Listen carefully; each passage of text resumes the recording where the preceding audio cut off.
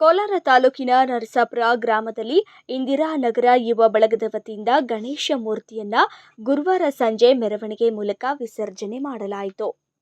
ನರಸಾಪುರ ಗ್ರಾಮದಲ್ಲಿ ಇಂದಿರಾನಗರ ಕಾಲೋನಿಯಲ್ಲಿ ಇಂದಿರಾನಗರ ಯುವ ಬಳಗದಿಂದ ಗಣೇಶೋತ್ಸವ ಅಂಗವಾಗಿ 9 ದಿನಗಳ ಕಾಲ ವಿಶೇಷ ಪೂಜೆ, ಮಹಾಮಂಗಳಾರತಿ, ತೀರ್ಥಪ್ರಸಾದ ವಿನಿಯೋಗ ಮತ್ತು ಭಕ್ತಾದಿಗಳಿಗೆ ಅನ್ನ ಸಂತರ್ಪಣೆ ನಡೆಸಿ ಗುರುವಾರ ಸಂಜೆ ತಮಟೆ ವಾದ್ಯಗಳೊಂದಿಗೆ ವಿಜೃಂಭಣೆಯಿಂದ ಗ್ರಾಮದ ಮುಖ್ಯ ರಸ್ತೆಯಲ್ಲಿ ಮೆರವಣಿಗೆ ಮಾಡಿ ನರಸಾಪುರ ಗ್ರಾಮದ ಕೆರೆಯಲ್ಲಿ ಕ್ರೇನ್ ಸಹಾಯದಿಂದ ವಿಸರ್ಜನೆ ಮಾಡಲಾಯಿತು.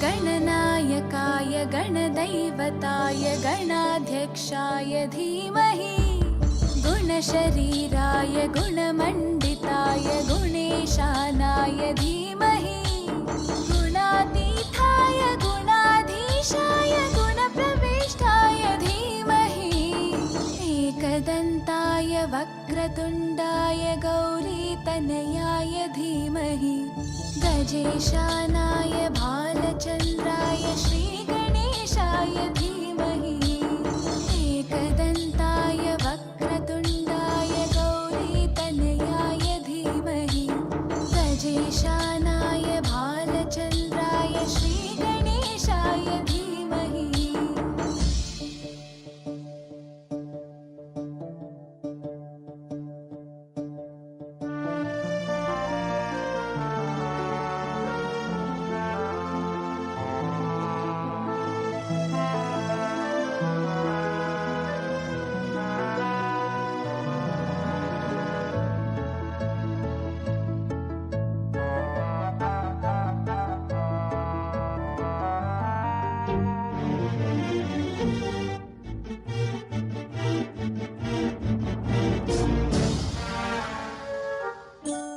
गानचतुराय गानप्राणाय गानान्तरात्मने गानोत्सुकाय गानमत्ताय गानोत्सुकमनसे गुरुपूजिताय गुरुदैवताय गुरुकुलस्थायिने गुरुविक्रमाय गुह्यप्रवराय गुरवे गुणगुरवे गुरुदैत्यकलक्षेत्रे गुरुधर्मसताराध्याय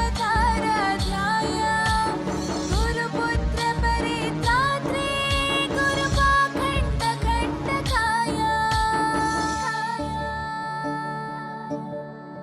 गीतसाराय गीततत्त्वाय गीतगोत्राय धीमहि गूढगुल्फाय गन्धमत्ताय गोजयप्रदाय धीमहि गुणातीताय गुणाधीशाय गुणप्रविष्टाय धीमहि एकदन्ताय वक्रतुण्डाय गौरीतनयाय धीमहि गजेशानाय भालचन्द्राय श्रीगणेशाय धीमहि एकदन्ताय वक्रतुण्डाय गौरीतनयाय धीमहि गजेशानाय भालचन्द्राय श्रीगणेशाय.